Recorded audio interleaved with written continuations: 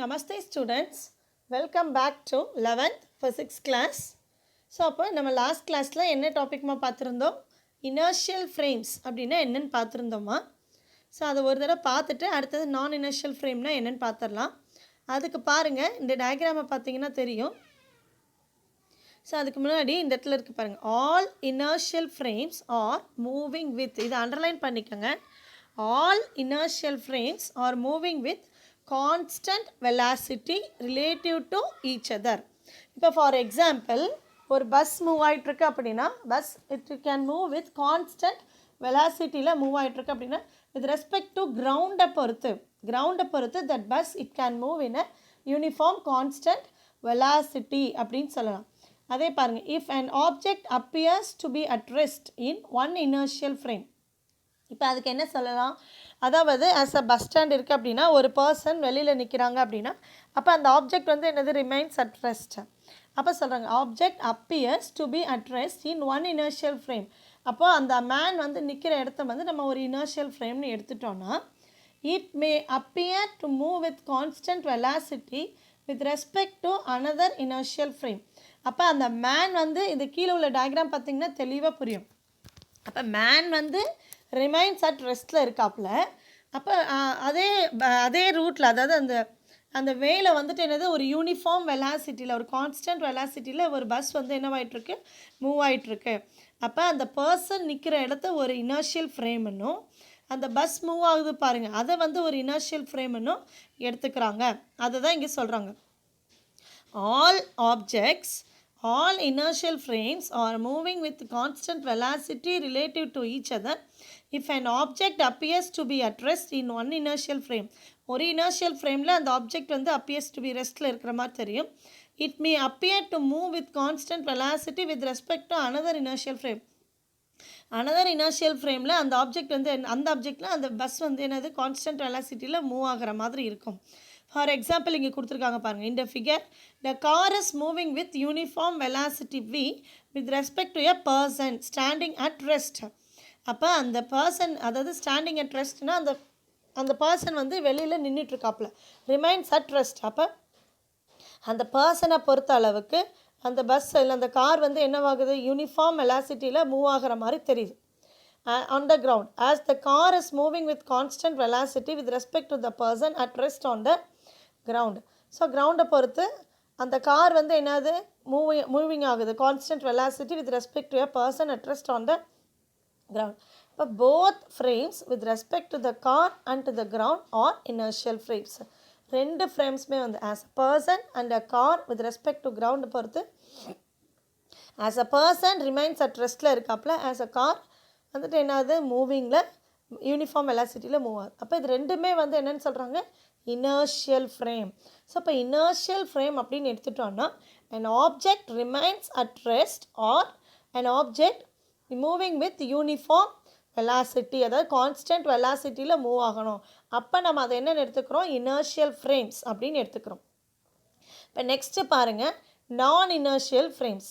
இப்போ நான் இனர்ஷியல் ஃப்ரேம்னா என்ன அப்படின்னா, suppose an object remains at rest on a smooth table kept inside the train. அதாவது நம்ம ட்ரெயினில் போயிட்டுருக்கோம், ட்ரெயின் ரெஸ்ட்டில் இருக்குது. இப்போ அந்த ட்ரெயின் மேலே ஒரு ஆப்ஜெக்ட் இருக்குது. ட்ரெயின் மேலேனா ட்ரெயினில் நம்ம உட்காந்துருக்க சீட்டில் அந்த ஒரு ஸ்மூத் டேபிளில் ஒரு ஆப்ஜெக்ட் பிளேஸ் ஆகிருக்கு. அப்போ ரிமைன்ஸ் அட் ரெஸ்ட்டில் தான் இருக்குது. And if the train suddenly accelerates, நமக்கே நல்லா தெரியும், இப்போ ட்ரெயின் சடனாக எடுக்கும்போது என்னாகும், ஒரு ஜர்க் வரும்போது அந்த டேபிள், அந்த ஸ்மூத் டேபிளில் இருக்கக்கூடிய ஆப்ஜெக்ட் என்ன ஆகுது, ஆட்டோமேட்டிக்காக ஆக்சிலரேட் ஆகுது. ஸோ அதை தான் சொல்கிறாங்க, suppose an object remains at rest on a smooth table kept inside the train and if the train suddenly accelerates, which may not sense, நம்மளோட இதில் இல்லாமல் சடனாக எடுக்கும்போது அந்த ஆப்ஜெக்ட் வந்து என்ன ஆகுது, appears to be accelerate backwards even without any force acting on it.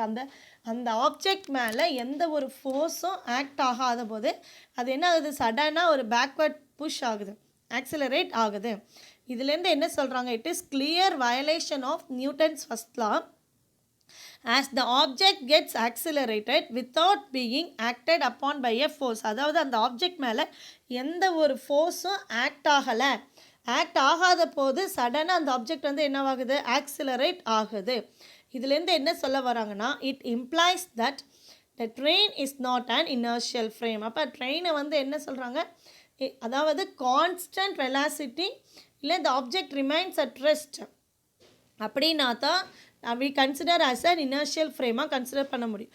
ஆனால் இங்கே என்ன சொல்கிறாங்க, ஒரு ட்ரெயின் இருக்குமா, அது ரெஸ்ட்டில் இருக்குது, அந்த ஸ்மூத் டேபிள் மேலே ஒரு ஆப்ஜெக்டை ப்ளேஸ் பண்ணியிருக்காங்கம்மா. அப்போ அந்த ஆப்ஜெக்ட் அந்த ட்ரெயின் சடனாக ஆக்சிலரேட் ஆகும்போது திடீர்னு அதில் இருக்கக்கூடிய ஆப்ஜெக்ட் என்ன ஆகுது, பேக்வேர்ட் புஷ் ஆகுது, அதாவது பேக்வேர்டில் மூவ் ஆகுது. அப்போ இதுக்கு என்ன காரணம் அப்படின்னு சொல்கிறாங்கன்னா, சடன் ஆக்சிலரேஷன், அந்த ட்ரெயினில் ஏற்படக்கூடிய அந்த சடன் ஆக்சிலரேஷனால் வித்தவுட் ஃபோர்ஸ், அந்த ஆப்ஜெக்ட் மேலே ஏதாவது ஃபோர்ஸ் ஆக்ட் ஆச்சா, இல்லை, எந்த ஒரு ஃபோர்ஸும் ஆக்ட் ஆகலை. ஆனாலும் அந்த ஆப்ஜெக்ட் என்னவாச்சு, பேக்வேர்டில் மூவ் ஆச்சு. அப்போ இதுக்கு என்ன காரணம், அந்த sudden acceleration appear on a train. அப்போ இங்கே என்ன சொல்கிறாங்க, train is not a inertial frame, train வந்து ஒரு இனர்ஷியல் ஃப்ரேம் இல்லை அப்படின்னு சொல்கிறாங்க. அப்போ that is a non inertial frame. அதாவது எந்த ஒரு ஆப்ஜெக்ட் ஆக்சிலரேட் ஆகுதோ வித்தவுட் எனி எக்ஸ்டர்னல் ஃபோர்ஸ் இல்லாமல் ஆக்சிலரேட் ப்ரொடியூஸ் பண்ணுதோ, அப்போ அதை வந்து நான் இனர்ஷியல் ஃப்ரேம் அப்படின்னு சொல்கிறோம். அதுதான் இதில் சொல்லியிருக்காங்க. ஒரே தடவை படிக்கிற கவனிச்சுக்கோங்க. Suppose an object remains at rest on a smooth table, ஒரு ஸ்மூத் டேபிள் மேலே ஆப்ஜெக்ட் ரெஸ்ட்டில் இருக்குது, kept inside the train, ட்ரெயின்குள்ளே இருக்குது. and if the train suddenly accelerates, திடீர்னு ட்ரெயின் வந்து என்னவாது, ஆக்சிலரேட் ஆகுது, which we may not sense, the object appears to accelerate backwards. அப்போ அங்கே அந்த ஸ்மூத் டேபிள் மேலே வச்சுருக்கக்கூடிய ஆப்ஜெக்ட் வந்து என்னவாகுது, ஆக்சிலரேட் பேக்வேர்டில் ஆக்சிலரேட் ஆகுது, even without any force acting on it, அது மேலே எந்த ஒரு ஃபோர்ஸும் ஆக்ட் ஆகலை. அப்போ இதுலேருந்து என்ன சொல்ல வராங்க, Newton's first law as the object gets accelerated without being acted upon by a force, அதாவது எந்த ஒரு ஃபோர்ஸும் அது மேலே ஆக்ட் ஆகாத போது அது ஆக்சிலரேட் ஆகுது. It implies that the train is not an inertial frame. இதுலேருந்து என்ன தெரியுது, ட்ரெயின் வந்து ஒரு இனர்ஷியல் ஃப்ரேம் இல்லை அப்படின்னு சொல்கிறாங்க. It's not an inertial frame when it is accelerated. அதே மாதிரி கீழே ஒரு எக்ஸாம்பிள் கொடுத்துருக்காங்க பாருங்கள். For example figure 3.6 shows that a car 2, second car, violet colour காரில் இருக்கு பாருங்கள், அந்த 2, அது என்ன ஆகுது பாருங்கள், மேலே வந்து வீன்னு கொடுத்துருக்காங்களா, ஆனால் இந்த செகண்ட் காரில் என்ன கொடுத்துருக்காங்க, ஏ அப்படின்னு கொடுத்துருக்காங்க. அந்த டயர் டிஃப்ரென்ஸை பாருங்களேன், அந்த எல்லோ கலர் கார் வந்துட்டு கான்ஸ்டன்ட் வெலாசிட்டியில் மூவ் ஆகுது. ஆனால் செகண்ட் வயலட் கலர் கார் பாருங்கள், அந்த டயரோட டிஃப்ரென்ஸ், டயர் கிட்ட பார்த்தீங்கன்னா டிஃப்ரென்ஸ் தெரியும், ஆக்சிலரேட் ஆகுது பாருங்கள். அப்போது அந்த second car is a non inertial frame அப்படின்னு சொல்கிறோம். that car 2 is a non-inertial frame since it moves with acceleration. ஏன்னா அந்த கார் வந்து எப்படி மூவ் ஆகுதா, ஆக்சிலரேஷனோட மூவ் ஆகுது. ஏன் வித் ரெஸ்பெக்ட் டு கிரவுண்ட். புரிஞ்சுதுங்களா? So figure shows that car 2 is a non inertial frame since it moves with acceleration a vector with respect to the ground. இப்போ inertial ஃப்ரேம்க்கும் நான் இனர்ஷியல் ஃப்ரேம்க்கு என்ன டிஃப்ரென்ஸுங்கிறது தெரிஞ்சிச்சிங்களா? இன்னும் examples பார்க்கும்போது உங்களுக்கு தெரியும். அதாவது இது நல்லா மைண்டில் வச்சுக்கோங்க. when the object remains at the rest or it will be in a constant velocity at that time, ரெஸ்ட்டில் இருக்கக்கூடிய பர்சனை பொறுத்து car is a inertial frame, காரில் இருக்கக்கூடிய பர்சனை பொறுத்து வெளியில் அவுட் சைடில் இருக்கக்கூடிய பர்சன் வந்து என்னது, இனர்ஷியல் ஃப்ரேம். அப்போ இனர்ஷியல் ஃப்ரேம் அப்படின்னு சொல்லும்போது that object remains at rest or that object moving in the constant velocity at that time we consider as an inertial frame. இதுவே அந்த ஆப்ஜெக்ட் வந்துட்டு when it gets accelerated, accelerate ஆகும்போது constant வெலாசிட்டியில் இல்லை, ஆக்சிலரேஷனை ஏற்படுத்தும் போது that is called as non inertial frame அப்படின்னு சொல்கிறோம். So these kinds of accelerated frames are called non inertial frames. இப்போ இந்த மாதிரியான கைண்ட்ஸ் ஆஃப் ஆக்சிலரேட்டட் ஃப்ரேம்ஸை வந்து நம்ம என்னென்னு சொல்கிறோம், நான் இனர்ஷியல் ஃப்ரேம் அப்படின்னு சொல்கிறோம். இது மட்டும் கிடையாதுமா, a rotating frame is also a non-inertial frame அப்படின்னு சொல்கிறாங்க. ரொட்டேட்டிங் ஃப்ரேம்னா எதெல்லாம் எடுத்துக்கலாம், எதெல்லாம் ரொட்டேட் ஆகுதோ அதெல்லாமே நான் இனர்ஷியல் ஃப்ரேம். ஏன்னா ரொட்டேட் ஆகும்போது இட் ப்ரொடியூஸ் அன் ஆக்சிலரேஷன், அதை தான் சொல்கிறாங்க. a rotating frame is also a non-inertial frame since rotation requires, தேவைப்படுது acceleration, rotation requires acceleration. In this sense earth is not really an inertial frame. இந்த சென்ஸில் பார்க்கும்போது earth வந்து என்னவாயிட்டே இருக்குது, spin ஆகிட்டே இருக்குது, அதோட ஓன் ஆக்சிஸில் அது ஸ்பின் ரொட்டேட் ஆகிட்டே இருக்குது. அப்படிங்கும்போது earth வந்து நம்ம என்ன பண்ணணும், is not an inertial really is not really and inertial ஃப்ரேம்னு எடுத்துக்க முடியாது. Since it has self rotation and orbital motion. அது ஒரு எலிப்டிக்கல் ஆர்பிட்டில் என்ன ஆகிட்டுருக்கு, ரிவால்வ் ஆகிட்டே இருக்குது. அப்போ அதனால் ஆற்றை வந்துட்டு ரியலாக நம்ம இனர்ஷியல் ஃப்ரேம்னு எடுத்துக்க முடியாது. But these rotational effects of earth can be ignored. இப்போ இந்த ரொட்டேஷ்னல் எஃபெக்ட், அந்த ஏர்த்தோட ரொட்டேஷ்னல் எஃபெக்ட்லாம் நம்ம என்ன பண்ணிடலாம், தவிர்த்திடலாம். earth can be ignored for the motion involved in our day to day life. நம்மளோட டே டு டே லைஃப்பில் ஏற்படக்கூடிய மோஷனில் வந்துட்டு நம்ம ஏர்த்தை வந்துட்டு ஸ்பின் ஆகுது அப்படிங்கிறத தவிர்த்துட்டு நம்ம வந்துட்டு ஏர்த்தை ஒரு இனர்ஷியல் ஃப்ரேம்னு எடுத்துக்கிட்டு நம்ம டே டு டே லைஃப்பில் இருக்கக்கூடிய மோஷனை நம்ம பார்க்குறோம். இப்போ புரிஞ்சுதுங்களா? ஃபார் எக்ஸாம்பிள் கொடுத்துருக்காங்க பாருங்கள். when an object is thrown, நம்ம ஒரு பொருளை தூக்கி போடுறோமா, R the time of period of simple pendulum is measured in physics laboratory. ஒரு பொருளை தூக்கி போடுறோம், அப்படி இல்லைன்னா சிம்பிள் பெண்டுலம் வச்சு ஃபிசிக்ஸ் லெபார்ட்டரியில் நம்ம டைம் பீரியடை மெஷர் பண்ணுறோம். அப்போது அந்த நேரத்தில் the earth's self rotation has very negligible effect on it. அப்போ அந்த நேரத்தில் அந்த ஏர்த்தோட ரொட்டேஷனை வந்து நம்ம என்னது ரொம்ப நெக்லிஜிபிள்னா தவிர்த்துறோம். இல்லவே இல்லை, அப்படி ஏர்த் வந்து ரொட்டேட் ஆகலை அப்படிங்கிற மாதிரி நம்ம எடுத்துக்கிறோம். அதை தான் எக்ஸாம்பிள் சொல்கிறாங்க. இப்போ அந்த மாதிரி கண்டிஷனில் earth as an inertial frame அப்படின்னு எடுத்துக்கிறோம். புரிஞ்சுதுங்களா? In this sense earth can be treated as an inertial frame. But at the same time, to analyze the motion of satellites, நீங்கள் நல்லா பாருங்கள், சேட்டலைட்ஸில் என்ன ஆகிட்டுருக்கு, ஏர்த்தை சுற்றி அதோட ஆர்பிட்டில் அது என்ன ஆகிட்டுருக்கணும், ரிவால்வ் ஆகிட்டுருக்கணும். And wind patterns around the earth, பூமியை சுற்றி பூமியில் சுழலக்கூடிய காற்று. அப்போ இது எல்லாமே வந்து என்னென்னு சொல்கிறாங்க, we cannot treat earth as an inertial frame-ஆக எடுத்துக்க முடியாது.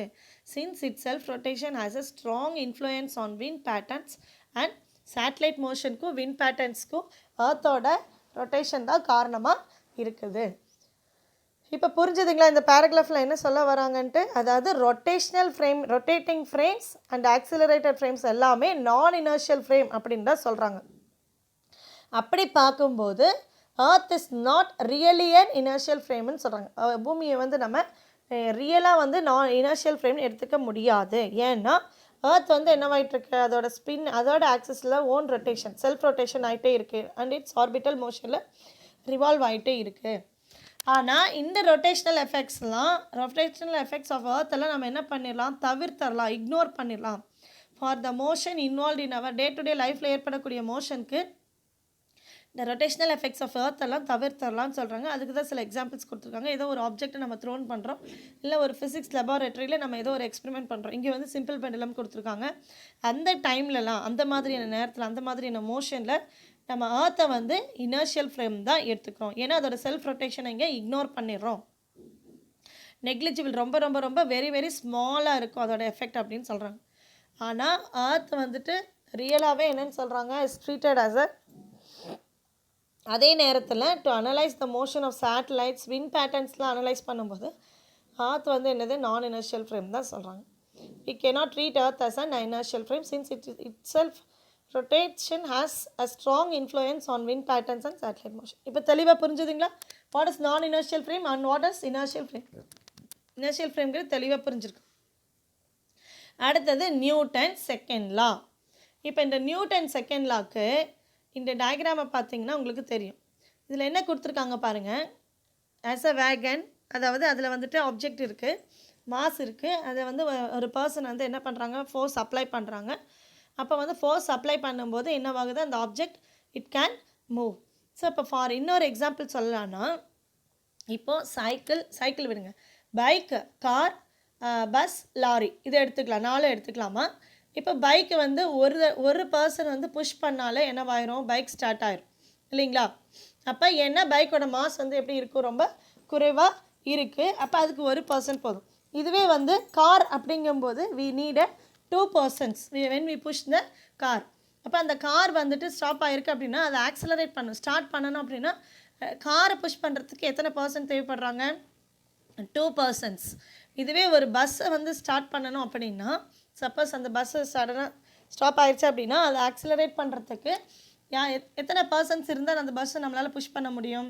ஒரு 5 to 6 இல்லை 10 persons இல்லை 7 persons ஆகுது மினிமம். வேணும் இல்லைங்களா? So when we compare these 3 things bike, car and bus, இப்போ இந்த மூணு விஷயங்களையும் நம்ம கம்பேர் பண்ணும்போது என்ன டிஃப்ரென்ஸ் தெரியுது உங்களுக்கு? பைக்கை விட காரோட மாஸ் அதிகம், காரை விட பஸ்ஸோட மாஸ் அதிகம்.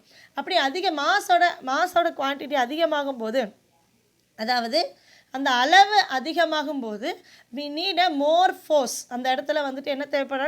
அதிகமான ஃபோர்ஸ் அப்ளை பண்ணுறோம். அப்போ எவ்வளோ ஃபோர்ஸ் அப்ளை பண்ணுறோமோ அதுக்கு ஏற்ற மாதிரி அங்கே ஆக்சிலரேட் ஆகும்.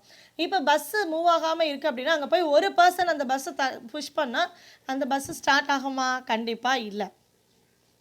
பைக்குக்கு ஒரு பர்சன் போதும், அதுவே காருக்கு 2 பர்சன்ஸ் வேணும், இதுவே பஸ்ஸுக்கு 5 to 7 பர்சன்ஸ் வேணும். அப்படி இருந்து அங்கே புஷ் பண்ணால் தான் அந்த பஸ்ஸோ இல்லை காரோ இல்லை பைக்கு என்ன ஆகுங்க? ஆக்சிலரேட் ஆகும். அதே மாதிரி தான் இங்கே நியூட்டன் செகண்ட் லா என்ன சொல்கிறாங்கன்னா, if you apply more force to an object it accelerates at a higher rate. அதாவது அதிகமான ஃபோர்ஸை நம்ம அந்த ஆப்ஜெக்ட் மேலே அப்ளை பண்ணோன்னா அதனோட ஆக்சிலரேஷனை என்னவாகுங்க? அதிகமாகும் அப்படின்னு சொல்கிறாங்க. ஸோ இந்த டயக்ராமில் பாருங்கள், ஒரு பர்சன் அந்த ட்ரே தள்ளிட்டு வராங்க, அப்போ ஃபோர்ஸ் அப்ளை பண்ணுறாங்க, ஆக்சிலரேஷன் ப்ரொடியூஸ் ஆகுது, ஸ்பீட் இன்க்ரீஸ் ஆகுதுன்னு சொல்கிறாங்க. இதுவே அதே பர்சன் அதே மாஸ் ரிமைன் சேம், ஆனால் வந்துட்டு என்னது? மோர் ஃபோர்ஸ் அப்ளை பண்ணாங்க, அதிகமான ஃபோர்ஸ் அப்ளை பண்ணும்போது அங்கே ஆக்சிலரேஷன் என்னவாகுது? அதிகமாகுது, ஸ்பீடு வந்து என்னவாகுது? இன்க்ரீஸ் ஆகுது. இந்த டயக்ராமில் பாருங்கள், to get the wagon to accelerate you have to apply a pull force. அதாவது இந்த இடத்துல நீங்கள் டயக்ராமில் பார்த்தீங்கன்னா தெரியும், ஆஸ் அ பர்சன் அந்த வேகனில் வந்துட்டு என்ன இருக்குது? ஆஸ் அ ஒரே ஒரு திங் தான் இருக்குது. அப்போது அந்த வேகனை என்ன பண்ணுறாங்க? புல் பண்ணுறாங்க, இழுக்கிறாங்க. So to get the wagon to accelerate, அந்த வேகன் வந்துட்டு ஆக்சிலரேட் ஆகிறதுக்கு அந்த பர்சன் வந்து ஃபோர்ஸை அப்ளை பண்ணுறாங்க, டு புல் ஃபோர்ஸை அப்ளை பண்ணுறாங்க. If the mass of the wagon increases, கீழே பாருங்கள் அந்த வேகனோட மாஸ் வந்து என்னவாயிருச்சாங்க? குவான்டிட்டி அதிகமாகிடுச்சாங்க. அப்போ மாஸ் வந்து இன்க்ரீஸ் ஆயிடுச்சு. அப்போ அந்த பர்சன் நார்மலாக இதுக்கு முன்னாடி கொடுத்த புல் கொடுக்க முடியுமா? அஸ் அ கிரேட்டர் புல் கொடுக்கணும், அதிகமான புல் கொடுக்கும், அதிகமான ஃபோர்ஸ் அங்கே அப்ளை பண்ணும்போது தான் என்னாகும்? அந்த வேகன் ஆக்சிலரேட் ஆக ஆரம்பிக்கும். So if the mass of the wagon increases a greater pull is necessary to accelerate it. அப்போ கிரேட்டர் புல் அது மேலே அப்ளை பண்ணால் தான் அந்த வேகன் வந்து என்னவாகும்? ஆக்சிலரேட் ஆகும். இப்போ புரிஞ்சுதுங்களா நியூட்டன் செகண்ட் லா என்னன்ட்டு? அதாவது ஒரு ஆப்ஜெக்டை நம்ம ஆக்சிலரேட் பண்ணணும் அப்படின்னா we apply the external force. அப்போ அந்த ஃபோர்ஸை நம்ம அங்கே அந்த ஆப்ஜெக்ட் மேலே அப்ளை பண்ண உடனே, நீங்கள் நல்லா ஞாபகத்தில் வச்சுக்கோங்க, பைக், கார், பஸ், அப்போ ஒவ்வொருவரோட மாஸ் வந்து இன்க்ரீஸ் ஆகிட்டே இருக்கும்போது அந்த பர்சன் நம்ம அங்கே புஷ் பண்ணக்கூடிய பர்சனோட அளவு என்னவாகுதாங்க? அதிகமாகுது. அப்போ so Newton second law, this law states that force acting on an object is equal to the rate of change of its momentum. momentum அப்படிங்கிறது என்னென்னா mass into velocity. இது ஆல்ரெடி உங்களுக்கு தெரியும், it is denoted by the letter P. So அப்போ the force acting on an object, அந்த ஒரு object மேலே force act ஆச்சு அப்படின்னா அது எதுக்கு ஈக்குவலாக இருக்கும் அப்படின்னா rate of change of its momentum. அதோட மாஸ் அண்ட் மாஸ் எப்போவுமே ரிமைன் சேமாக தான் இருக்கும், கான்ஸ்டண்ட்டாக தான் இருக்குது எங்கேயுமே. அப்போ என்ன ஆகுது? அந்த ஃபோர்ஸ் அப்ளை பண்ணும்போது வெலாசிட்டி ஷுட் சேஞ்ச். வெலாசிட்டி என்னவாகுது? அங்கே ஆக்சிலரேட் ஆக ஆரம்பிக்குது. ஃபார் எக்ஸாம்பிள் சொல்லலாம் அப்படின்னா, இப்போ நம்ம வீட்டில் ஒரு டேபிள் இருக்குது, ஒரு பெரிய டேபிளே இருக்குதுன்னு வச்சுக்கோங்க. இப்போ அதை நீங்கள் புஷ் பண்ணுறீங்க, அது சும்மா அதாவது புஷ் பண்ணாத வரைக்கும் அது ரிமைன்ஸ் அட் த ரெஸ்ட்டில் தான் இருக்கும். இப்போ ஒரு இடத்துலேருந்து இன்னொரு இடத்துக்கு அதை கொண்டு போய் வைக்கணும்னா நீங்கள் என்ன பண்ணுவீங்க? ஒருத்தர் போதும் அந்த டேபிள் தள்ளுறதுக்கு அப்படின்னா ஒருத்தர் என்ன பண்ணுவீங்க? அந்த டேபிளை வேகமாக புஷ் பண்ணுவீங்க. அப்படி புஷ் பண்ணும்போது ஆட்டோமேட்டிக்காக என்ன ஆகும்? அந்த டேபிள் அந்த பிளேஸ்லேருந்து இன்னொரு பிளேஸ்க்கு மூவ் ஆகும். நீங்கள் எந்த பிளேஸில் நினைக்கிறீங்களோ அங்கே கொண்டு போய் நம்ம வச்சிடலாம். இப்போ என்ன அது எதனால் அந்த டேபிள் அங்கே மூவ் ஆச்சு அப்படின்னா த force acting on an object, அந்த ஆப்ஜெக்ட் மேலே ஃபோர்ஸ் ஆக்ட் ஆன உடனேயே மாஸை பொறுத்து அந்த மாஸ் அண்ட் வெலாசிட்டி அதில் அப்ளை ஆகி அந்த ஆப்ஜெக்டை வந்து என்ன பண்ண வச்சிச்சு? மூவ் பண்ண வச்சிச்சு. இதுதான் Newton second law of motion. So this law states that the force acting on an object is equal to the rate of change of its momentum. அதை தான் இங்கே எழுதியிருக்காங்க. F vector is equal to dp vector divided by dt. Force is equal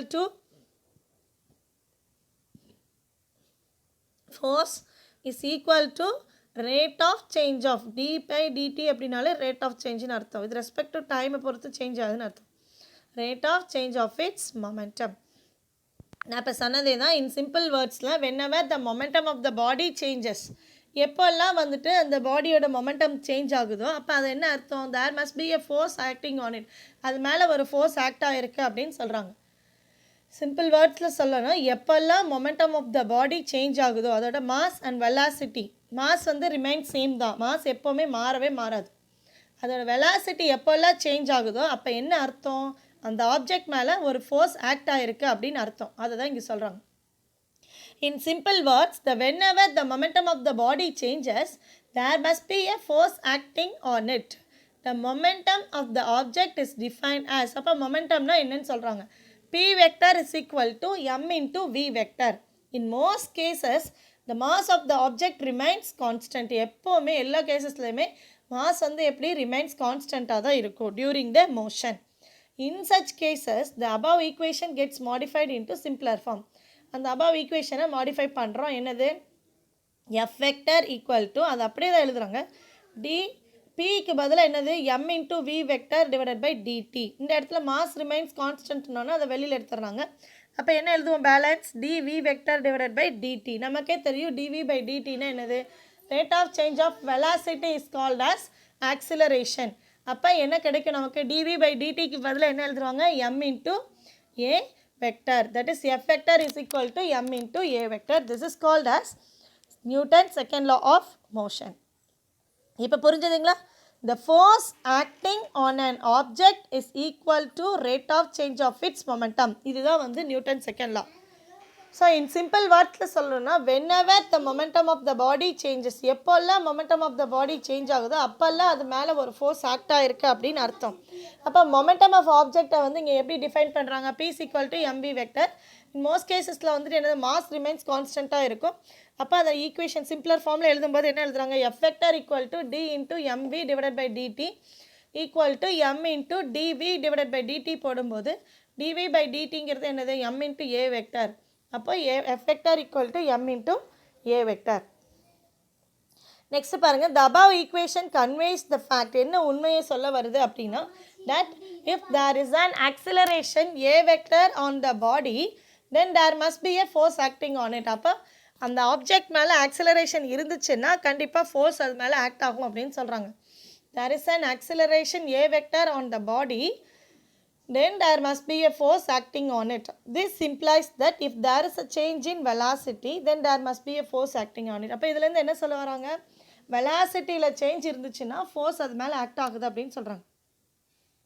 So the above equation conveys the fact that if there is an acceleration on the body, then there must be, இதெல்லாம் underline பண்ணிக்கோங்க, acceleration on the பாடி, ஒரு object மேலே acceleration இருந்துச்சு அப்படின்னா அப்போ என்ன அர்த்தம்? There must be force அது மேலே ஆக்ட் ஆகிருக்கு அப்படின்னு அர்த்தம். அப்படி இல்லைன்னா ஆக்சிலரேஷன் பதிலாக என்ன சொல்லலாம்? Velocity change in velocity. This implies that if there is a change in velocity, then there must be a force acting on it on the body. இப்போ the force and acceleration are always in the same direction. எந்த டைரக்ஷனில் நம்ம force apply பண்ணுறோமோ அதே direction தான் அந்த object accelerate ஆகுது.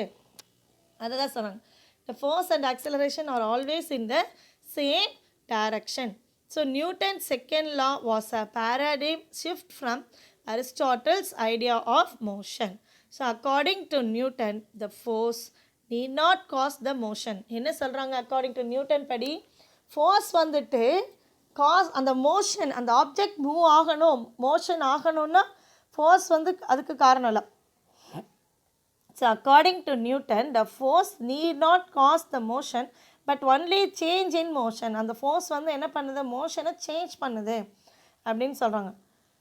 So according to Newton, the force need not cause the motion but only a change in motion. It is to be noted that Newton's second law is valid in inertial frames. அப்போ இதுலேருந்து என்ன தெரிய வருது? Newton second லா வந்துட்டு எங்கே வேலிடாக இருக்கும்னா only in inertial ஃப்ரேம்ஸில் தான் வேலிடாக இருக்கும். In non inertial frames Newton second law cannot be used in this form. Newton second law non inertial ஃப்ரேமில் வேலிடாக இருக்காது. So non inertial frames Newton second law cannot be used in this form. It require some modification. அதுக்கு some modification தேவைப்படுதுன்னு சொல்கிறாங்க. இப்போ தெளிவாக புரிஞ்சுதுங்களா? ஒரு ஆப்ஜெக்ட் ஆக்சிலரேட் ஆச்சுன்னா கண்டிப்பாக அது மேலே ஒரு ஃபோர்ஸ் ஆக்ட் ஆகுது அப்படின்னு அர்த்தம். ஆக்சிலரேஷன் பதில் என்ன சொல்லலாம்? சேஞ்ச் இன் வெலாசிட்டி அப்படின்னாலும் there must be force acting on the body அப்படின்னு சொல்கிறாங்க. Force and acceleration are always in the same direction சொல்கிறாங்க. அரிஸ்டாட்டில் ஐடியா படி அரிஸ்டாட்டில் டு நியூட்டன் என்ன ஆகுது? ஃபோர்ஸ் வந்துட்டு need not cause the motion but only the change in motion. அந்த ஃபோர்ஸ்னால motion வந்து சேஞ்ச் ஆகுது அப்படின்னு சொல்கிறாங்க. So it is to be noted that Newton second law, இதுலேருந்து என்ன தெரிய வருது? Newton second law is valid only in inertial ஃப்ரேம்ஸில் தான் நியூட்டன் செகண்ட் லா வேலிடாக இருக்கும். ஸோ இன் நான் இனர்ஷியல் ஃப்ரேம்ஸில் Newton second law cannot be used in this form. It require some modification சொல்கிறாங்க. In the SI system of units, the unit of force is measured in newtons. SI systemல நமக்கே தெரியும் unit of force எப்படி measure பண்ணுறாங்க? newtons and is denoted by symbol capital N. அப்போ இது 2 மார்க்கில் mark பண்ணிக்கோங்க. define 1 Newton, Newton செகண்ட்ல அது எல்லாத்தையும் 2 மார்க்கில் மார்க் பண்ணிக்கோங்க. 1 Newton is defined as ஆக்சுவலாக நியூட்டன் செகண்ட்லனா இங்கே இருக்குது பாருங்கள். the last is that force acting on an object is equal to the rate of change of its momentum. இது வரைக்கும் நெக்ஸ்ட்டு இதுக்கு கீழே இருக்கக்கூடிய பேராகிராஃபும் இந்த டயக்ராம் இருக்குது பாருங்கள். இதுலேருந்து இது வரைக்கும் கூட மார்க் பண்ணிக்கோங்க நியூட்டன் செகண்ட் லாக்கு. State Newton second law. அடுத்தது டிஃபைன் நியூட்டன்னா இதை மார்க் பண்ணிக்கோங்க. 1 Newton இஸ் டிஃபைன் ஆஸ் 2 மார்க்கில் இதெல்லாம் மார்க் பண்ணிக்கோங்க. 1 Newton is define as the force which acts on 1 kilogram of mass. எல்லாமே யூனிட்ஸில் சொல்லுவாங்க. 1 Newton எப்படி டிஃபைன் பண்ணலாம் அப்படின்னா ஃபோர்ஸோட யூனிட் என்னது? நியூட்டன் தான். So as the force which acts on 1 kilogram of mass to give an acceleration 1 meter second. So 1 Newton is defined as the force which acts on 1 kilogram of mass. 1 kilogram of massல எவ்வளோ force act ஆகுதோ அந்த force act ஆகிறதுனால அந்த mass 1 kilogram of mass of the object 1 meter second inverse squaredக்கு move ஆகுது. it gets acceleration, it gets accelerated. அதுதான் 1 Newton சொல்கிறாங்க. இதை 2 மார்க்கில் மார்க் பண்ணிக்கோங்க. 1 Newton is defined as the force which acts on 1 kilogram of mass to give an acceleration 1 meter second inverse squared in the direction of the force. In the direction of the force. So 1 Newton is defined as the force which acts on 1 kilogram of mass to give an acceleration 1 meter second inverse squared in the direction of the force. Next, Aristotle was Newton's approach on sliding object. நம்ம already பார்த்துருக்கோம் இல்லைங்களா? அந்த 2 inclined planeல as a பாலை நம்ம வந்து role பண்ணோம் அப்படின்னா என்னவாகுது? Smooth சர்ஃபேஸாக இருந்துச்சுன்னா ball it reach the same height and other inclined plane அப்படின்னு பார்த்தோம். அதே தான் இங்கேயும் பார்க்குறோம். ஸோ அப்போ இங்கே என்ன சொல்ல வராங்கன்னு பாருங்கள். Newton second law gives the correct explanation for the experiment on the inclined plane. அதான் நியூட்டன் செகண்ட் லா நமக்கு கரெக்ட் எக்ஸ்பிளனேஷனை கொடுக்குறாங்கன்னு சொல்கிறாங்க. In normal cases where friction is not negligible. Normal கேசஸில் ஃப்ரிக்ஷன் வந்துட்டு என்னது? உராய்வு அப்படின்னு சொல்கிறோம் இல்லைங்களா? அதை வந்துட்டு என்னது? நாட் நெக்லிஜிபிள் அப்படின்னு எடுத்துக்கிறாங்க. Once the object reaches the bottom of the inclined plane. அந்த பாலை ஒரு inclined planeோட டாப்பில் வைக்கிறோம். அது வந்து என்ன ஆகுது? ரோல் ஆகி கீழே பாட்டமுக்கு வருது. அப்படி பாட்டமுக்கு வந்ததுக்கப்புறம் ஒரு சம் டிஸ்டன்ஸ்க்கு வந்து என்னவாகுது? அது மூவ் ஆகுது இல்லைங்களா? அதுக்கப்புறம் சம் டிஸ்டன்ஸ் மூவ் ஆனதுக்கப்புறமா என்ன ஆகிடுது? ஒரு பர்டிகுலர் இடத்துல ஸ்டாப் ஆயிடுது. அப்போ என்ன அர்த்தம் அப்படின்னா ஃப்ரிக்ஷனல் ஃபோர்ஸ் ஆக்ட் ஆகுது அப்படின்னு அர்த்தம். So once the object reaches the bottom of the inclined plane it travel some distance and stops. ஒரு பர்டிகுலர் டிஸ்டன்ஸ் ட்ராவல் ஆகிட்டு அப்புறம் என்ன ஆயிடுது? ஸ்டாப் ஆயிடுது. Note that it stops because ஏன் வந்து ஸ்டாப் ஆகுது அப்படின்னா there is a frictional force acting in the direction opposite to its velocity. அதாவது இப்போது இதுதான் inclined plane அப்படின்னா இந்த இடத்துல நம்ம ஒரு பாலை வைக்கிறோம். இந்த பால் என்னவாகுது? ரோல் ஆகி பாட்டமுக்கு வந்துடுது. பாட்டமுக்கு வந்ததுக்கு அப்புறமா கொஞ்சம் டிஸ்டன்ஸ்க்கு என்னவாகுது? பால் இப்படி வந்து ரோல் ஆகிட்டு வருது. இங்கே வந்தானே என்னவாயிருது? ஸ்டாப் ஆயிடுது. அப்போ என்ன அர்த்தம்னா இந்த ரோலிங் டைரக்ஷனுக்கு ஆப்போசிட் டைரக்ஷனில் என்னவாகுது? ஃப்ரிக்ஷனல் ஃபோர்ஸ் ஆக்ட் ஆகுது. இதை நல்லா பாருங்கள். இதுதான் inclined plane. இங்கே ஒரு பால் இருக்குது. இது பாட்டமுக்கு வந்துருச்சு. இந்த டிஸ்டன்ஸ் வரும்போது இங்கே ஸ்டாப் ஆயிடுது. என்ன காரணம்னா இந்த ஆப்போசிட் டைரக்ஷனில் ஃப்ரிக்ஷனல் ஃபோர்ஸ் ஆக்ட் ஆகுது. இந்த டைரக்ஷனில் ரோல் ஆகிட்டு வருதுமா. இதுக்கு ஆப்போசிட் டைரக்ஷனில் என்ன ஆகுது?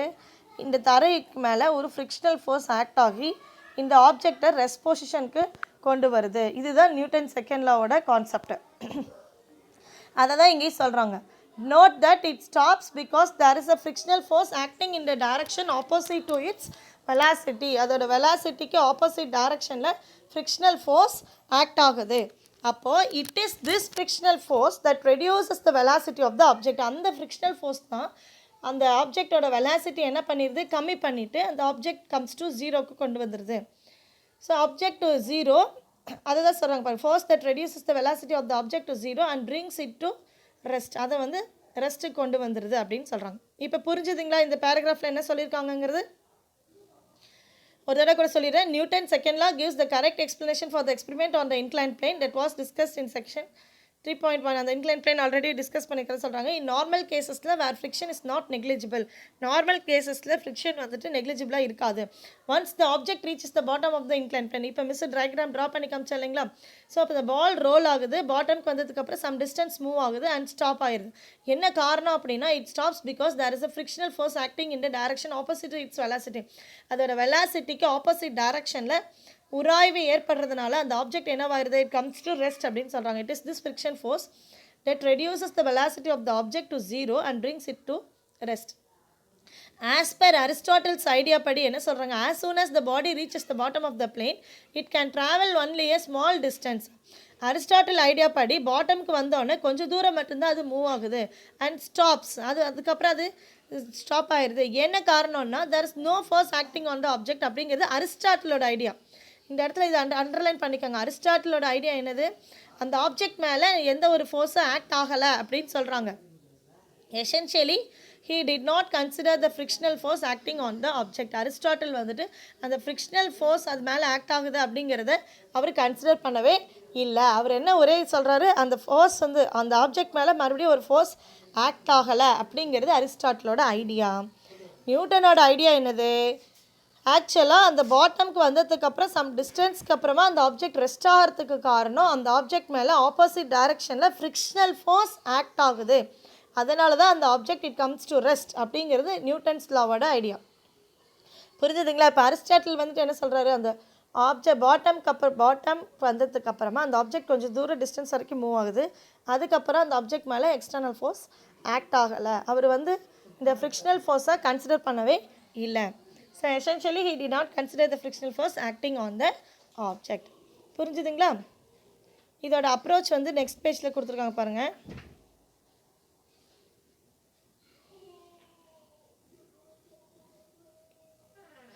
அரிஸ்டாட்டில் அப்படின்னு சொல்லும்போது அரிஸ்டாட்டிலோட ஐடியா என்னது, எக்ஸ்டர்னல் ஃபோர்ஸ் அந்த ஆப்ஜெக்ட் மேலே ஆக்ட் ஆகாததுனால that ball comes to rest அப்படின்னு சொல்லியிருக்காங்க.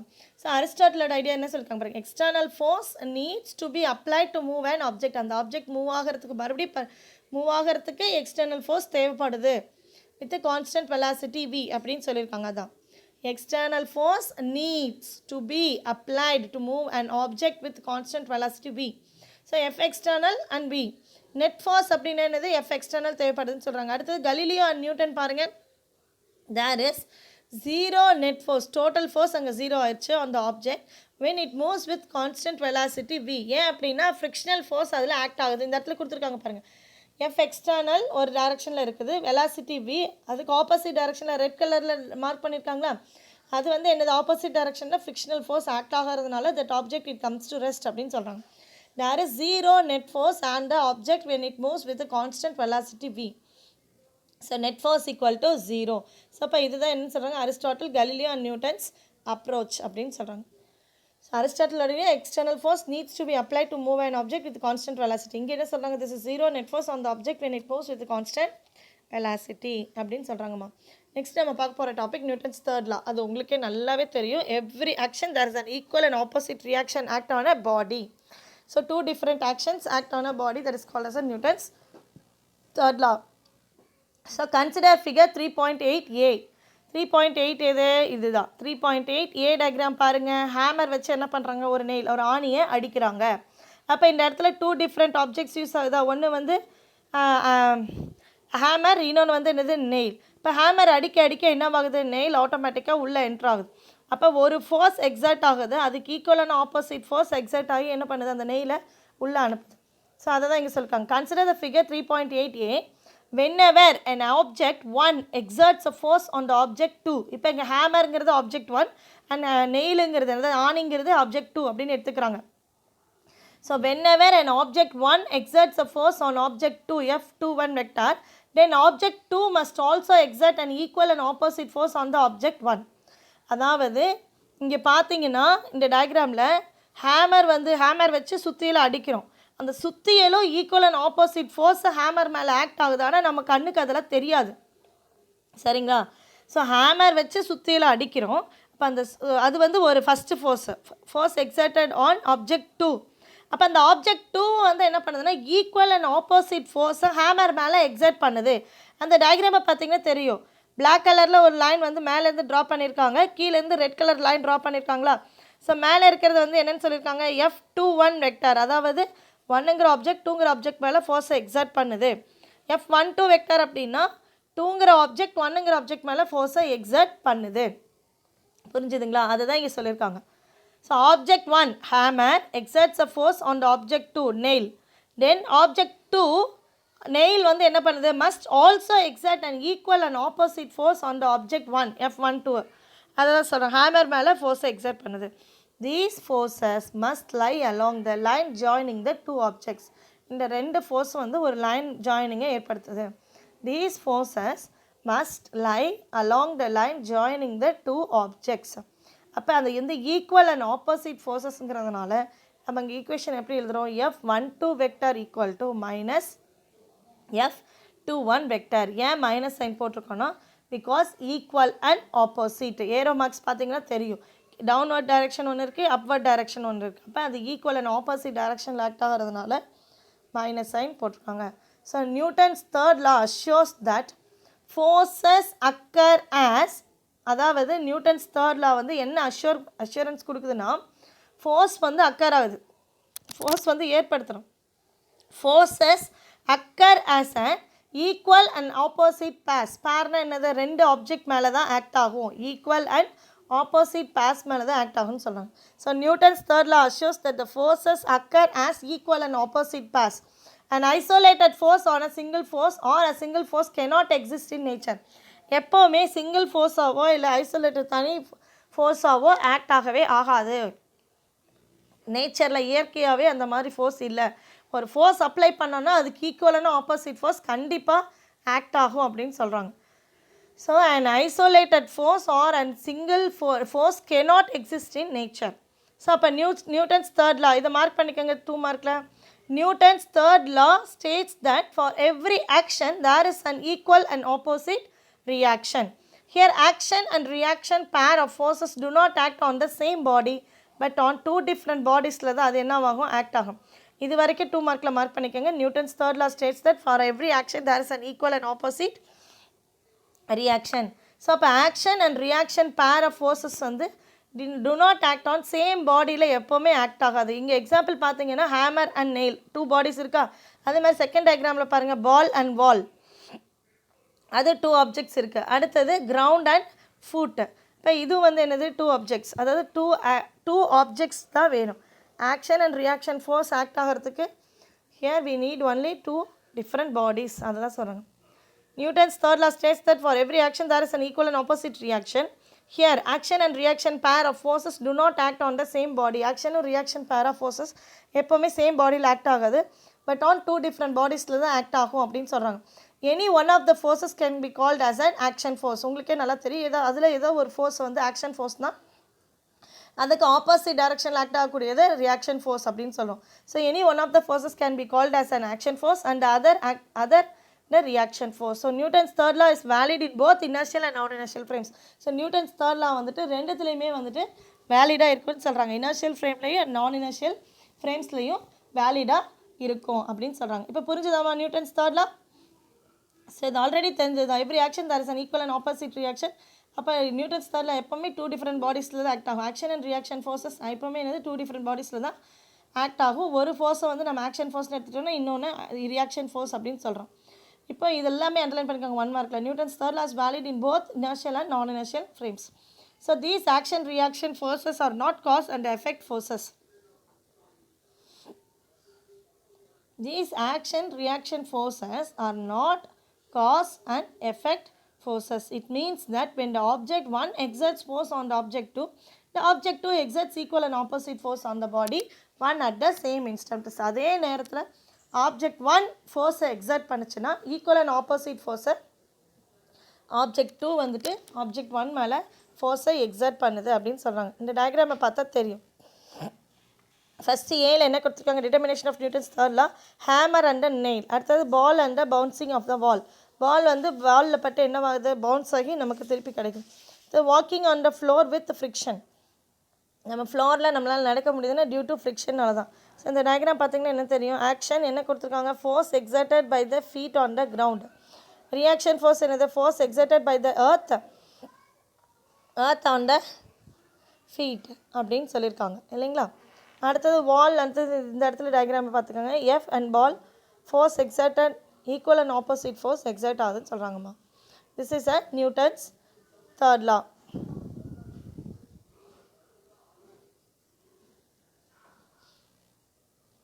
நெக்ஸ்ட் இந்த டயக்ராமில் ஆக்டிவிட்டி கொடுத்துருக்காங்க பாருங்கள், verification of Newton's third law கொடுத்துருக்காங்களா. ஸோ என்ன கொடுத்துருக்காங்க பாருங்கள், attach two spring balances as shown in the figure. இந்த டயக்ராமில் காமிச்ச மாதிரி ஒரு ஸ்ப்ரிங் பேலன்ஸை வாலில் வந்துட்டு அந்த ரிங்கில் கட்டிடுறாங்க, இன்னொரு ஸ்ப்ரிங் பேலன்ஸை நம்ம கையில் வந்துட்டு பிடிச்சிட்டு புல் பண்ணுறதை இழுக்கிறோம். So fix one end with rigid support. Rigid சப்போர்ட்னா இந்த லெஃப்ட் சைடில் இருக்கிறது தான், இதுதான் வந்து rigid support. So attach two spring balances, இதுதான் வந்து நமக்கு தெரியும் ஸ்ப்ரிங் பேலன்சஸ் தான். as shown in figure, fix one end with a rigid support and I leave the other end free. அதாவது அதர் எண்டு ஃப்ரீயாக விட்டுறாங்க, which can be pulled with the hand. அதாவது other எண்டுனா இதுதான் வந்து ஃப்ரீ எண்டு, அதை வந்து handle, அதை கையில் நம்ம புல் பண்ணுறோம், இழுக்கிறோம். Pull one end with some force and note the reading on both the balances. ஒரு எண்டில் வந்துட்டு நம்ம அந்த புல் பண்ணுறோம், இழுக்கும்போது என்னவாகுது, ரெண்டு ஸ்ப்ரிங் பேலன்சஸ்லையுமே பார்த்தீங்கன்னா 5 அப்படிங்கிறது சேம் ரீடிங்கை காட்டுது. Pull one end with some force and note the reading on both the balances. Repeat the exercise a number of times. இதை வந்து ரிப்பீட் பண்ண சொல்கிறாங்க. This is an example for Newton's third law of motion. The reading in the note பாருங்கள், the reading in the spring balance A is due to the force given by the spring balance B. Bல நமக்கு spring பேலன்ஸில் கொடுக்கக்கூடிய ஃபோர்ஸ்னால ஏங்களை வந்துட்டு என்னது reading காட்டுது. The reading in the spring balance B is due to the reaction force given by the spring balance A. So அப்போ action force and reaction force. The reading in the spring balance ஏல காட்டுற reading வந்து எதனால் ஏற்படுது, நமக்கு due to the force given by the spring balance பியில் கொடுக்கக்கூடிய ஃபோர்ஸ்னால reading பார்க்குறோம். அடுத்தது the reading in the spring balance B is due to the reaction force given by the spring balance A. So note that according to Newton's third law, both readings force are equal. 5 காட்டுது. So discussion on Newton's லா வந்து next கிளாஸில் பார்ப்போமா. இப்போ இது வரைக்கும் தெளிவாக புரிஞ்சுதுங்களா, inertial ஃப்ரேம்னா என்ன, நான் இனர்ஷியல் ஃப்ரேம்னா என்ன அப்படின்னு பார்த்தோம், நியூட்டன் செகண்ட் லானா என்னென்னு பார்த்தோம், அடுத்தது நியூட்டன்ஸ் தேர்ட் லா வரைக்கும் பார்த்தோம். So thank you students. Are you clear up to this topic? So thank you students.